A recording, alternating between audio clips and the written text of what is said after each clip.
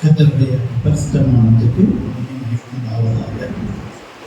அருமையான இந்த ஃபாதர்ஸ் டேல தேவனுடைய நாமத்தை மகிமைப்படுத்தும்படியாக நம்ம இந்த ஸ்தலத்தில் வந்து நிற்கிறோம்.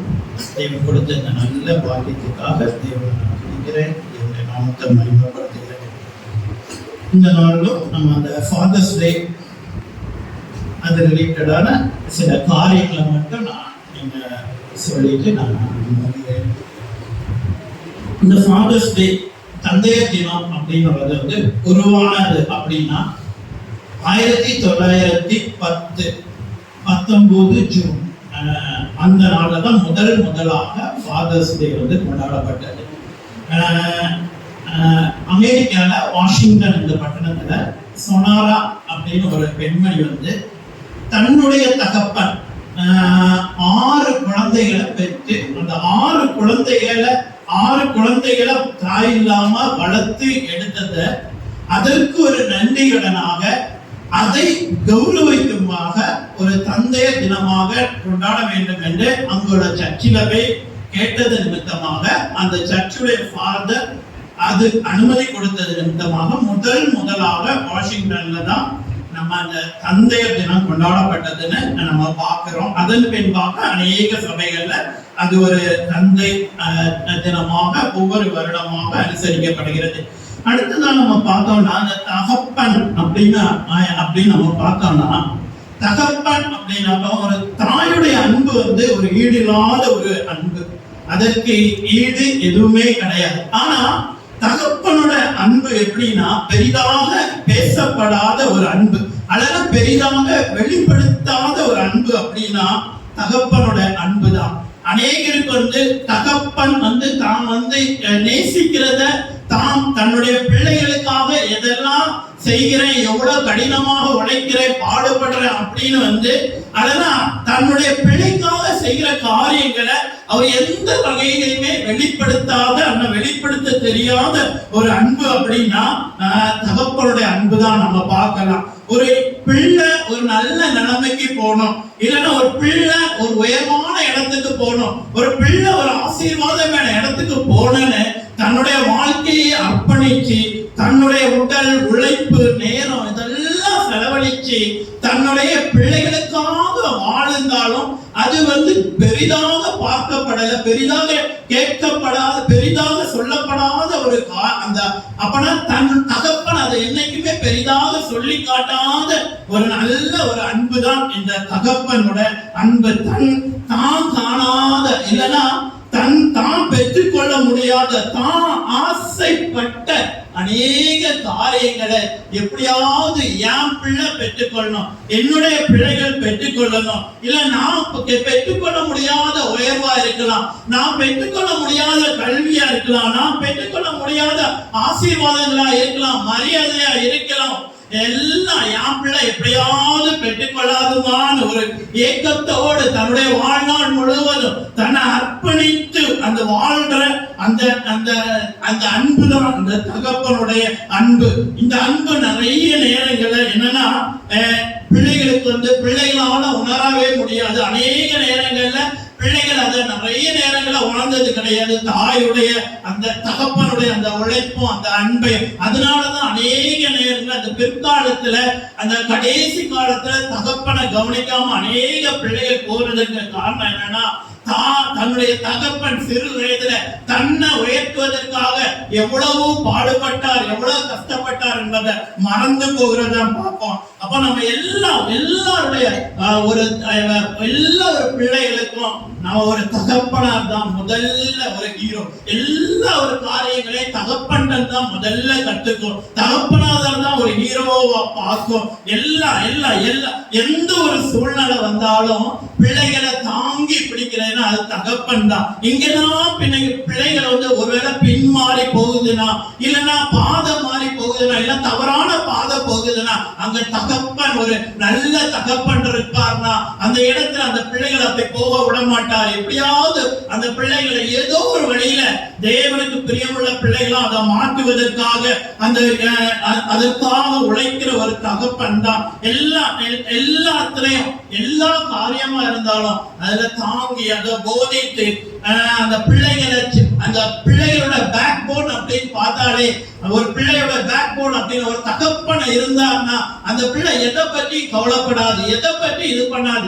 எந்த பிரச்சனை வரட்டு, என்ன கஷ்டம் வரட்டு, எவ்வளவு காரியம் வரட்டு, எங்க அப்பா என்ன பார்த்துக் கொள்வாரு, எங்க யார் வரட்டு, எங்க அப்பா இருக்காரு என் பின்னாடி, அவர் பார்த்துக் கொள்வார். எங்க அப்பாவை மீறி தான் என்னை யாருமே எதுவுமே பண்ண முடியும், எந்த ஆபத்துல என்ன நெருங்க முடியும். அந்த யாராலையும் நிரப்ப முடியாத அந்த ஒரு அன்பு, யாராலையும் நமக்கு ஒரு தகப்பனுடைய அந்த இடத்தை உலகத்துல வேற யாருமே நிரப்ப முடியாது. தகப்பன் இல்லாத பிள்ளைகளுக்கு தான் அது தெரியும். எவ்வளவு அது கடினமான, நல்ல தகப்பனை இழந்த பிள்ளைகளுக்கு தான் அது தெரியும். அப்படிப்பட்ட ஒரு கடினமான அன்பு, அந்த அன்பை நம்முடைய வாழ்க்கையில நம்முடைய தகப்பன் மூலம் தேவன் நமக்கு கொடுத்திருக்கிற அதை கௌரவிக்கிற நாள் தான் இந்த நாள். நம்ம தகப்பன் அன்பு அப்படின்னு பார்த்தோம்னா, நம்ம தேவனாய கர்த்தருடைய அன்பை நம்ம தள்ளி வச்சுட்டு தகப்பனுடைய அன்பை பார்க்க முடியாது. நம்முடைய பரம தகப்பன்னா அது கர்த்தராகிய தேவன் தான் நம்ம பார்க்கிறோம். நம்ம என்னன்னா அப்பா பிதாவே என்று கூப்பிடுகிற அந்த சுவிகாரத்தின் ஆவிய நம்ம பெற்றிருக்கிறோட வேதம் சொல்லுகிறது. அப்ப அந்த தேவன் தான், நம்முடைய பிதா தான் உண்மையான அந்த நம்முடைய எல்லாருடைய தகப்பன். அவரால் நமக்கு கொடுக்கப்பட்டதுதான் இந்த உலக தகப்பன். அவர் செய்ய நினைத்த அநேக காரியங்களை இந்த உலக தகப்பன் நமக்கு செய்ய வேண்டும் என்பதுதான் இந்த உலக தகப்பனை நமக்காக கொடுத்திருக்கிறார். தம்முடைய சாயலாக தான் மனுஷனை தேவன் படைத்தார் என்று வேதம் சொல்லுகிறது. அப்ப அவர் தான் நம்முடைய முதல் தகப்பன். அந்த தகப்பனுடைய அன்புக்கு வேதத்துல நம்ம எல்லாம் சொல்ல போனா அந்த தேவனாகிய கர்த்தருடைய அன்புக்கு, அந்த தகப்பன் அன்புக்கு யாருமே உலகத்தில் உள்ள மனுஷங்களாலும் உலக தகப்பனாலும் அது ஈடுகட்ட முடியாத ஒரு அன்பு அப்படின்னு நம்ம பார்க்கிறோம். அநேக காரியங்க தேவ அன்பு குறித்து ஒரு காரியத்தை மட்டும் நான் தேவ அன்பு குறித்து நான் சொல்லுகிறேன். தேவ அன்பு எப்படின்னா நம்மள என்ன சொல்ற வெட்கப்படுத்தாத அந்த ஏசப்பாவுடைய அன்பு, நம்ம அப்பாவோட அன்பு ஒரு அநேக விதம். ஒவ்வொரு அவரை பற்றி பேசணும்னா அநேக காரியங்கள் இருக்கு. ஒரே ஒரு காரியத்தை நான் சொல்றேன், வெட்கப்படுத்தாத ஒரு அன்புனா அது தேவனோட அன்பு. நம்மளை காட்டி கொடுக்காத ஒரு அன்புனா ஒரு தேவனோட அன்பு. நீங்க நினைச்சு பாருங்க, நம்ம வாழ்க்கையில எவ்வளோ இடங்கள்ல எவ்வளோ தவறுகள் நம்ம செய்திருக்கிறோம். தினந்தோறும் நமக்கே தெரியாம எவ்வளவு பாவங்கள் நம்ம செய்கிறோம். இல்லைன்னா நம்முடைய சிந்தையில எவ்வளவு பாவம், மற்றவர்களை குறித்து நம்ம எவ்வளவு காரியங்கள், எவ்வளவு மோசமான காரியங்களை நம்ம நினைக்கிறோம். ஆனா நீங்க நினைத்து பாருங்க, ஒருவேளை தேவன் அதெல்லாம் ஒரு ஸ்கிரீன் போட்டு எல்லாரும் பார்க்கும்படியாக வெளிப்படுத்தினா எப்படி இருக்கும்? நம்முடைய உள்ள அலங்காரம் அது எல்லாமே ஆண்டவருடைய பார்வையில வெளியரங்கமா இருக்கு. நம்ம நினைப்போம் யாருமே இதெல்லாம் பார்க்கலையே, யாருமே இதெல்லாம் திங்க் யாருக்குமே இதெல்லாம் தெரியாதுமே அப்படின்னு. ஆனா ஆண்டவருடைய பார்வையில எல்லாமே வெளியரங்கமா இருக்கு. நம்ம என்ன சிந்திக்கிறோம், நம்ம என்ன செயல்படுகிறோம், என்ன திட்டம் வைத்திருக்கிறோம், யாரை குறித்து என்ன திட்டம் வைக்கிறோம், என்ன மறைமுக பாவங்கள் செய்கிறோம். ஆனா அதெல்லாம் ஒரு நாள் நம்ம ஒரு பெரிய ஸ்கிரீன் போட்டு வெளிப்படுத்தினா என்ன எப்படி இருக்கும் நினைத்து பாருங்க. இல்லனா யாரோ ஒருத்தருக்கு ஆண்டவர் வெளிப்படுத்தி அவங்க எல்லாட்டையும் போய் சொல்லுங்க, இப்படி வந்து பிள்ளை இவ்வளோ தப்பு பண்றான் அப்படின்னு. ஏன்னா ஆண்டவருக்கு எல்லாமே அவருடைய கண்களுக்கு முன்னாடி எதுவுமே வரவே இல்லை. நம்ம செய்யற அத்தனை காரியமும் அவருடைய பார்வையில இருக்குது. அப்ப இப்படி செஞ்சா எப்படி இருக்கும் நினைத்து பாருங்க. இன்னொரு வகையில நான் சொல்றேன், எப்படின்னா நம்ம பிள்ளை இருக்கு, நம்ம பிள்ளை ஒரு தப்பு பண்ணும்போது நம்ம என்ன பண்ணுவோம்னா நம்ம அடிப்போம், நம்ம திட்டுவோம், நம்ம வந்து எவ்வளவு நாள் கடினமான திட்டுவோம், அடிப்போம், இதெல்லாம் பண்ணுவோம். ஆனா எப்பவுமே பக்கத்து வீட்டுக்காரங்க வந்து என் பிள்ளைய திட்டுறது, என்ன தப்பு பண்ணியிருந்தாலும் திட்டுறதை நம்ம விரும்ப மாட்டோம். ஆனா ரோட்ல போறவங்க வந்து பிள்ளைய திட்டுறது வந்து விரும்ப மாட்டோம். அப்படி திட்டுனா நம்ம என்ன சொல்லுவோம், உன் பிள்ளை என்ன ஒழுக்கமா, முதல்ல அவனை போய் பாரு, என்கிட்ட வராது அப்படின்னா. அதுதான் தகப்பனோட அன்பு. தகப்பன் தான் திட்டுவான், தான் அடிப்பேன், ஆனா என் பிள்ளைய மத்தவங்க மத்தியில நான் விட்டு கொடுக்க மாட்டேன். இப்படிதான் தேவன் நம்மளை நடத்தி வர்றாரு. நம்முடைய பாவங்கள், நம்முடைய தவறு, இது காரியங்கள், இதெல்லாம் தேவன் எப்படின்னா மற்றவர்களுக்கு வெளிப்படுத்தவே இல்லை. மற்றவர்களுக்கு மனுஷங்க முன்னாடி நம்மளை விட்டு கொடுக்கவே இல்லை. மனுஷங்க முன்னாடி நம்மளை விட்டு வெட்கப்படுத்தவே இல்லை. பிசாசு முன்னாடி நம்மளை வெட்கப்படுத்தல, பிசாசு முன்னாடி நம்மளை விட்டு கொடுக்கல. ஒருவேளை பிசாசு முன்னாடி இந்த பாவங்கள் எல்லாம் செஞ்சோன்னு விட்டு கொடுத்தா நம்முடைய நிலைமை என்னவா இருக்கும்? நம்ம இப்படி விடணும், நம்ம இப்படி பாவத்துல சிக்கணும், அப்பதான் நரகத்துக்கு உடனடியா கொண்டு போனாலும் அவளோட காத்திருக்கலாம். ஆனா தேவன் நமக்கு வழிகாத்தது மாதிரி, நமக்கு நம்ம உணர்வடையும்படி நம்ம அப்பா வந்து அடிச்சு, நம்ம சொந்த அப்பா அடிக்கிறது மாதிரி அடிச்சு நம்மளை அசிங்கப்படுத்தாம வெட்கப்படுத்தாம நம்ம உணர்வடைந்து திருந்தணும்னு எதிர்பார்க்கிற ஒரு தேவனாக்கும் நம்முடைய தேவன். அவர் தான் அந்த தந்தையின் அன்பு. அது இதே மாதிரி அநேக காரியங்கள் ஏசப்பாவோட அன்பை குறித்து நம்ம பார்க்கலாம். இது ஒரு சின்ன எக்ஸாம்பிள் தான். அவ்வளவு நம்மளை வந்து என்ன சொல்ல, ஒரு அரவணைச்சு நம்ம கை அவ்வளவு ஒரு பாதுகாக்கிற, அவ்வளவு ஒரு என்ன சொல்ல, சொந்த தகப்பனை போல அன்போட பாதுகாக்கிற ஒரு தகப்பன் தான் நம்முடைய தகப்பன். ஒரு 2 தகப்பனை மட்டும் நான் சொல்றேன். முதல்ல வந்து ஆபிரகாம் பார்த்தனா தேவனுக்கு உண்மை உள்ளவனா இருந்தான், தேவனுக்கு விசுவாசம் உள்ளவனா இருந்தான், தேவனுக்கு கீழ்ப்படிய உள்ளவனா இருந்தான், தேவனுடைய சிநேகிதன் என்று கூட வேதம் தேவன் சொல்லுகிறார். அவ்வளவு ஆபிரகாமோடு ரொம்ப தேவன் அந்யோன்யமாக இருந்தார். எல்லா காரியங்களையும் ஆபிரகாமோடு பகிர்ந்து கொண்டு இருந்தார். அந்த ஆபிரகாமுக்கு தேவன் அநேக ஆசீர்வாதங்களை கொடுத்தாரு, அநேக வாக்கு தத்தங்களை கொடுத்தாரு. நான் இப்படியெல்லாம் வைப்பேன் வாக்கு தத்தங்களை கொடுத்தாரு. ஆனா வந்து அவனுடைய வாழ்க்கையில அதெல்லாம் அவன் அனுபவிச்சானா அல்லது பார்த்தானா அப்படின்னு பார்த்தா அவன் பார்க்கவே இல்லை. ஏன்னா அநேக காரியங்கள் அவனுடைய பின் சந்ததி தான் பெற்றது. அப்ப அவன் தேவன் இந்த மணக்கரை, இந்த வானத்து நட்சத்திரங்களை பாரு, அது போல அவன் சந்ததியை பெருக பண்ணுவேன்னு சொன்னார். கடற்கரை மணலை பாரு, அது போல அவன் சந்ததியை ஆசீர்வதிப்பேன்னு சொன்னார்.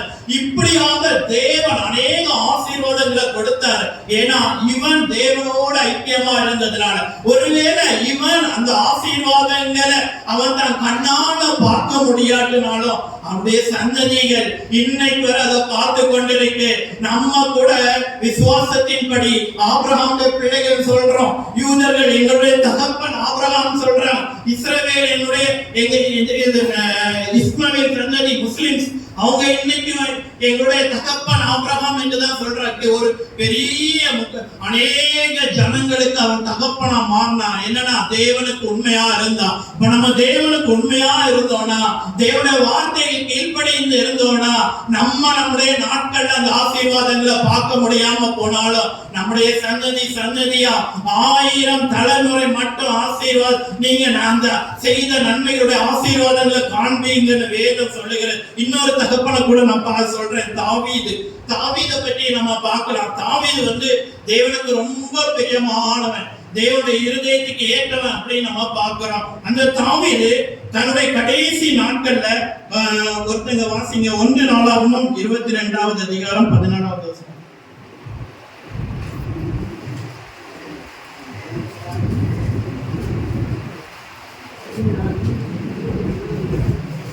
நான் வாசிக்கிறேன். இதோ நான் சிறுமையிலே கர்த்தருடைய ஆலயத்துக்காக 1,00,000 தாலந்து பொன்னையும் 10,00,000 தாலந்து வெள்ளியையும் நிறுத்தி முடியாத திரளான வெண்கலத்தையும் இரும்பையும் சௌந்தரித்து மரங்களையும் கற்களையும் சௌந்தரித்து வைத்தேன். நீ இன்று அவைகளுக்கு அதிகமாய் சௌந்தரிப்பாய் அப்படின்னு சொல்றாங்க. இன்னொரு வசனம் கூட 28:3, இன்னும் என் தேவனுடைய ஆலயத்தின் மேல் நான் வைத்திருக்கிற வாஞ்சையினால் பரிசுத்த ஆலயத்திற்காக நான் சவதரித்த அனைத்தையும் தவிர எனக்கு சொந்தமான பொன்னையும் வெள்ளியையும் என் தேவனுடைய ஆலயத்துக்கு கொடுத்தேன். அப்படி இங்க ஒரு தகப்பன் என்னன்னா, தன்னுடைய வாரிசு, தன்னுடைய பிள்ளைகள், தனக்காக அவன் எதையுமே சேமிக்கல, எல்லாத்தையும் தேவனுக்கு ஆலயத்துக்காக கொடுத்து விட்டேன்னு சொல்றான். தாவீது வந்து ஒரு பெரிய ராஜா, இஸ்ரவேலுடைய 2வது ராஜா, அவ்வளவு பெரிய மகிமை பொருந்தின ஒரு ராஜா. ஆனா அவன் கடைசியில என்ன சொல்றான், எல்லாத்தையும் நான் தேவனுக்காக கொடுத்து விட்டேன். அந்த தேவனுடைய ஆலயத்துடைய வாஞ்சைக்காக, தேவனுடைய ஆலயம் கட்டணும் அப்படின்னு சொல்லிட்டு இன்னும் அநேக வசனங்களை பார்த்தனா அவன் அநேக காரியங்களை எல்லாம் அந்த மேப் எப்படி இருக்கும் ஆலயம் உட்பட எல்லா காரியங்களையும் அவன் தன்னுடைய மகனுக்காக எல்லா விஷயத்தையும் சொல்லி கொடுத்துட்டு போனான், எல்லா அறிவுரைகளையும் சொல்லிட்டு போனான். அப்படி என்னன்னா தன்னுடைய மகனை இன்னொரு வசனம் கூட பார்த்தனா 28:9, என் குமாரனாகிய சாலமோனே, நீ உன் பிதாவின் தேவனை அறிந்து அவரை உத்தம இருதயத்தோடும் உற்சாக மனதோடும் சேவி. கர்த்தர் எல்லா இருதயங்களையும் ஆராய்ந்து நினைவுகளை தோற்றங்களை எல்லாம் அறிகிறார் அப்படின்னு. அப்ப அவன் அறிவுற தேவனுக்கு என்னன்னா அவன் கொடுத்துட்டு போனது என்னன்னா அநேக செல்வங்களை கொடுக்கல, அநேக தங்கங்களை கொடுக்கல, அநேக காரியங்களை கொடுத்துட்டு போகல. அவன் கொடுத்துட்டு போனது என்னன்னா தேவனை நீ அறிகிற அறிவை தெரிந்து கொள் அப்படின்றான். இந்த தேவன் அவனுடைய வாஞ்சை என்னன்னா எப்படியாவது தேவனுடைய ஆலயத்தை கட்டணும் அப்படின்னு. நம்ம வேதத்துல பார்த்தோம்னா தாவீது தேவனுடைய ஆலயத்தை கெட்டதற்காக வாஞ்சை கொண்டான். ஆனா தேவன் தாவீதுடைய குடும்பத்தை கட்டினார்னு வேதம் சொல்லுகிறது. அவனுடைய சன்னதி கிட்டத்தட்ட 20 ராஜாக்கள் அவனுடைய சன்னதியில அவனுடைய சன்னதியாக வந்தார்கள் என்று வேதம் சொல்லுகிறது. சாலமோன் அவனுடைய சொந்த குமாரன், அவனால ராஜாவால நியமிக்கப்பட்டவன் தான். ஆனா அவன் தேவனுக்கு உத்தமனாக தான் முதல்ல இருந்தாலும் கடைசி காலங்களில் தேவனை விட்டு விலகி போனான். தேவனை விட்டு விலகி தேவனுக்கு பிரியமில்லாத காரியங்களை கூட, அந்நிய தேவர்களை வணங்குகிற காரியத்தை கூட செஞ்சான். ஆனா தேவன் அவனுடைய தகப்பன் நிமித்தமாக அவனை சமாதானமாக அவனை மறிக்க பண்ணினான். இப்படி அநேக காரியங்கள், பிள்ளைகள் ஒருவேளை தவறா போனா கூட அந்த தகப்பனுடைய ஆசீர்வாதம், அந்த தகப்பனுடைய ஆசீர்வாதம் அந்த சந்ததியை தொடரும். நீங்க உங்க பிள்ளைகளுக்காக நான் ஒண்ணுமே சேமிக்கலையே, எதுவுமே பண்ண முடியல, இத தேவன் எதிர்பார்க்கல.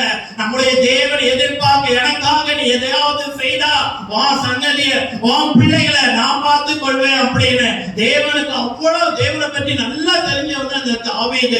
அதனாலதான் ஏசப்பா கூட இந்த உலகத்துல வரும்போது நான் தாவீதுடைய குமாரன் என்று சொல்றதுக்கு அவ்வளவு பெருமைப்பட்டாரு. இப்படி நம்ம 2 தகப்பன்களும் தேவனுக்கு உண்மையா இருந்ததுனால அவங்க சந்ததிகள் எவ்வளவோ ஆசீர்வதிக்கப்பட்டதுன்னு நம்ம பார்த்தோம். ஒரு தகப்பனை மட்டும் நான் சொல்லிட்டு நான் முடித்துக் கொள்றேன். யோனத்தான் நம்ம எல்லாம் வேதத்துல நம்ம எல்லாருக்கும் தெரியும், சவுலுடைய மகன். இந்த யோனத்தான் வந்து ஒரு நல்ல ஒரு யுத்த வீரன், தேவனுக்கு பயந்தவன், எல்லா காரியத்திலும் தேவனுக்கு உண்மையா இருந்தவன் தான் அந்த யோனத்தான். தாவீதை ஜீவனோடு காப்பாற்றினவன், அநேக யுத்தங்களை நடத்தினவன், யுத்தத்துல வெற்றி கொண்டவன், தாவீதுடைய உச்ச நண்பன். இப்படி அநேக காரியங்கள்ல அந்த சவுலுக்கு அடுத்தபடியாக ராஜாவாக எந்த குறையுமே இல்லாத ஒரு மனுஷன் தான் அது யோனத்தான். அடுத்த ராஜா அப்படின்னு உள்ள ஒரு நேர்மை அவனுக்கு தான் வருது. ஏன்னா அவன் தேவனுக்கும் பயந்து நடந்தான். தாவீதை பார்த்து தாவீது தேவனோடு இருக்கிறான்னு சொல்லிட்டு, தாவீது நீ ராஜாவா இரு, நான் வக்கீல இருக்கிறேன் அப்படின்னு சொல்லிட்டு ஒரு ராஜாவுடைய மகனே அங்க வந்து சொல்றான். அவ்வளவு தேவனுக்கு தேவன் மேல அவ்வளவு ஒரு பக்தி வைராக்கியம் உள்ளவர். தாவீதுக்கு எதிராக தான் தகப்பனே இருக்கிறான்னு தெரிஞ்ச உடனே தாவீதுடைய ஜீவனை தன் தகப்பனிலிருந்து பாதுகாத்து அவன் ஜீவனை காப்பாத்தினவன். தாவீது சொல்றான் உயிர் நண்பன், உயிரான நண்பன் அப்படின்னு சொல்றான். அவ்வளவு பெரிய எல்லா காரியங்களும் ஜனங்கள் மத்தியிலே நல்ல ஒரு அபிப்பிராயம் இருந்த நல்ல ஒரு ராஜாக்குள்ள எல்லா தகுதியோட இருந்த அந்த யோனத்தான் பார்த்தீங்கன்னா கொஞ்சம் ஒரு சில நாட்கள்ல அந்த ஒரு யுத்தம் வருகிறது, அதுல மறித்து போக வேண்டிய சூழ்நிலை வருகிறது. அவனிடத்துல எந்த குறையும் இல்லை. ஆனா ஒண்ணு தன்னுடைய தகப்பன் செய்த பாவ நிமித்தம், தன் தகப்பன் தேவனை விட்டு விலகினது நிமித்தம், தன்னுடைய தகப்பன் தேவனுக்கு கீழ்ப்படியாம போனது நிமித்தம், தன்னுடைய தகப்பன் தேவனை மறந்தது நிமித்தம், தேவன் செய்த நன்மைகளை மறந்தது நிமித்தம், அவன் மட்டும் இல்ல அவனுடைய பிள்ளையும் எல்லாம் உத்தமனா இருந்த பிறகு கூட அவன் பிள்ளையும் சேர்ந்து மறிக்க வேண்டிய அந்த ஆசீர்வாதங்களை, அந்த சாபங்களை பெற்றுக் கொள்ளுகிற அந்த சூழ்நிலை வந்தது. என் அன்பு ஜனமே, இந்த நாள்ல நான் சொல்லுகிற ஒரே ஒரு காரியம் என்னன்னா, நம்முடைய பிள்ளைகளுக்கு நம்ம ஆசீர்வாதங்களை சம்பாதிச்சு வச்சுட்டு போறோமா இல்லைன்னா சாபத்தை சம்பாதிச்சு வச்சுட்டு போறோமா? அததான் இந்த நாள்ல நான் யோசிக்கிறேன். நீங்க எல்லாரும் நினைவு கூறும்படி நான் விரும்புகிறேன். எவ்வளவு நீங்க சேமிச்சு வச்சு போனாலும், எவ்வளவு சொத்துக்களை சேமிச்சு வச்சுட்டு போனாலும், தேவனுடைய சமூகத்துல நீங்க சாபத்தை உங்க பிள்ளைகளுக்கு வச்சுட்டு போனீங்கன்னா அது எல்லாம் வீணா போயிடும். நீங்க என்னெல்லாம் உங்க பிள்ளைகளுக்கு செஞ்சீங்களோ எல்லாம் அது வேஸ்டா போயிடும். நம்ம பார்த்தோம்னா அநேக குடும்பங்களை பார்த்தோம்னா அவங்க தாத்தா பாட்டி எல்லாம் பெரிய கோடீஸ்வரர்களா இருந்திருப்பாங்க, பெரிய பெரிய ஜமீன்தார்களா இருந்திருப்பாங்க. இன்னைக்கு பார்த்தா ஒண்ணுமே இல்லாம அவங்க பாவோல சுத்திட்டு ஒன்னையில்லாத நிலைமையில இருக்கிறாங்க. காரணம் என்னன்னா சாபங்கள், அவங்க தேவனுக்கு பிரியமில்லாம செய்த காரியங்கள், அது நிமித்தம் அவங்க இழந்து போற காரியங்கள். நான் சில நேரம் எங்க அப்பாட்ட கூட நான் சொல்லுவேன், அப்பா வந்து சில பிரச்சனைகள் சில காரியங்கள் வரும்போது, அப்பா நீங்க எங்களுக்காக எதையுமே பெருசா செய்யணும் நாங்க எதிர்பார்க்கல, தயவு செய்து எங்களுக்காக ஒரு சாபத்தை கூட சேமிச்சு வச்சுட்டு போயிடாதீங்க, ஒரு சாபம் கூட எங்களுக்கு வந்துடக்கூடாது, யாரால தேவையில்லாம எதுலையுமே இன்வால்வ் ஆகாதுங்க ப்ளீஸ் அப்படின்னு நான் நிறைய நேரம் நாங்க சொல்லுவோம். ஏன்னா எங்க அப்பா எங்களுக்கு பெரிதாக சேமிக்கணும் நாங்க எதிர்பார்க்கிற ஒரு காரியம் என்னன்னா, அப்பா எங்களுக்காக நீங்க சாபத்தை மட்டும் சேமிச்சு வச்சு போயிடாதீங்க அப்படின்னா. நான் கூட என் ஒய்ஃப்ட நிறைய நேரம் சொல்லுவேன், என் பிள்ளைக்காக நம்ம பிள்ளைக்காக அதை செய்யணும் இதை செய்யணும் அதை பண்ணணும் இதை பண்ண நம்ம நினைக்கிறத விட எக்காரணம் கொண்டு எந்த ஒரு காரியமும் அது தேவனுக்கு பிரியமில்லாததா இருந்து தேவனை வேதனைப்படுத்துகிறதா இருந்து அது நம்ம பிள்ளைக்கு சாபமா மாறிட்டனா நம்ம என்ன சேமிச்சு வச்சுட்டு போனாலும் அது எல்லாம் வேஸ்டா போயிடும், அது ஒண்ணும் இல்லாம போயிடும். என் அன்பு ஜனமே, நம்ம இந்த நாள்ல நம்ம சிந்திக்க வேண்டிய காரியம் என்னன்னா, நம்ம ஒருவேளை இந்த யோனத்தான போல, யோனத்தான் வந்து நல்ல உண்மையுள்ளவன் தான். அதே போல இன்னைக்கு பார்த்தோம்னா அநேக குடும்பங்களை பார்த்தோம்னா நல்ல உண்மையுள்ளவர்களா இருப்பாங்க, தேவனுக்கு பக்தி உள்ளவர்களா இருப்பாங்க, தேவனுக்கு பிரியமா வாழ்வாங்க, தேவன் அவ்வளவு வைராக்கியமா ஜெபிப்பவங்க இருப்பாங்க. அவங்க குடும்பத்துல அவ்வளவு ஆபத்து, அவங்க குடும்பத்துல மரணம், அவங்க குடும்பத்துல நோய் தாங்கல, அவங்க எந்த தவறும் பண்ணல, ஆனா தன்னுடைய தகப்பன் செய்த தவறு இல்லைன்னா தன்னுடைய மூதாட்டியர் செய்த சாபம் 7 தலைமுறை மட்டும் தொடர்ந்து வேதம் சொல்லுகிறது. அதன் நிமித்தம் அநேக அவர்கள் உண்மையாக இருக்க முயற்சித்து கூட அந்த இழப்புகளை சந்திக்கிற சூழ்நிலையை நம்ம பார்க்கிறோம். அப்ப நம்ம எல்லாருடைய வாஞ்சை என்னன்னா, நம்முடைய தகப்பன் நம்ம பிள்ளைகளுக்கு நம்ம வச்சுட்டு போற செல்வம் என்னன்னா சாபம் மட்டும் இருந்து விடக்கூடாது, வேற எதுவும் வச்சுட்டு போகாம கூட இருந்தா பிரச்சனை இல்லை. இந்த தந்தையர் தினத்துல நம்ம எடுக்கிற தீர்மானம் அதுவாதான் நம்ம இருக்க வேண்டும். இந்த சாலமோனுக்கு அந்த தாவீது அறிவுரை கொடுத்தது போல நம்ம பிள்ளைகளை தேவ பக்தியில மட்டும்தான் வளர, அதற்காக நம்ம அந்த பிள்ளைகளை தகுதிப்படுத்துவோம்னா அதுதான் தேவனுடைய சமூகத்துல, அதுதான் அந்த பிள்ளைகளுடைய காலமாக ஒரு ஆசீர்வாதமாக இருக்க போது. ஒரு நம்ம மெடிக்கல் ஃபீல்ட மட்டும் பார்த்தோம்னா சில நோய்கள் பார்த்தீங்கன்னா கேன்சர் அப்படின்னு ஒரு வியாதி இருக்கு. இந்த கேன்சர் வியாதி ஒருத்தங்களுக்கு வந்துச்சுன்னா அவங்க பரம்பரையில எல்லாருக்குமே வர வாய்ப்பு இருக்கு. அது கம்பல்சரி வரும்னு கிடையாது, ஆனா வர்றதுக்கான வாய்ப்பு அதிகமா இருக்கு, வரலாம் அப்படின்னு. ஒருவேளை தகப்பனுக்கு வரலாம், பிள்ளைகளுக்கு அல்லது ஏதோ ஒரு அந்த சந்ததியில வர்றதுக்கான வாய்ப்புகள் அதிகமா இருக்கு. எல்லாம் மோஸ்ட் ஆஃப் த நோய்களும் ஒரு hypertension, diabetes mellitus, sugar வியாதினாலும் எதுனாலும் ஃபேமிலி ஹிஸ்டரி இருக்கான்னு முதல்ல ஹிஸ்டரி கலெக்ட் பண்ணதுமே கேட்பாங்க. ஏன்னா ஃபேமிலி ஹிஸ்டரி இருந்தாங்கன்னா அவங்க பிள்ளைகளுக்கும் அவங்க குழந்தைகளுக்கு வர்றதுக்கான அநேக வாய்ப்புகள் இருக்கு. அப்ப நான் என்ன சொல்ல வரேன்னா, ஒரு தகப்பனுடைய தவறு, ஒரு தகப்பன் செய்த தவறு நிமித்தம் அவனுடைய பரம்பரை அவனுடைய சந்ததியாக அவர்கள் அந்த சாபங்களை அந்த கஷ்டங்களை அனுபவிக்கிற சூழ்நிலை வருகிறது. என் அன்பு ஜனமே, இந்த நாள்ல நம்ம இந்த காரியத்தை மட்டும் சிந்தித்து தேவனுக்கு நம்ம அர்ப்பணிப்போம். கர்த்தர் நம்ம ஒவ்வொருவரையும் ஆசீர்வதிப்பாராக. இந்த வாய்ப்பை நல்கிய ஊழியர் அவர்களுக்கும் சபை லோக்கல் அனைவருக்கும் தேவாதி தேவனுக்கு என் நன்றியை தெரிவித்துக் கொள்கிறேன். கர்த்தர் நம்ம ஒவ்வொருவரையும் ஆசீர்வதிப்பார்.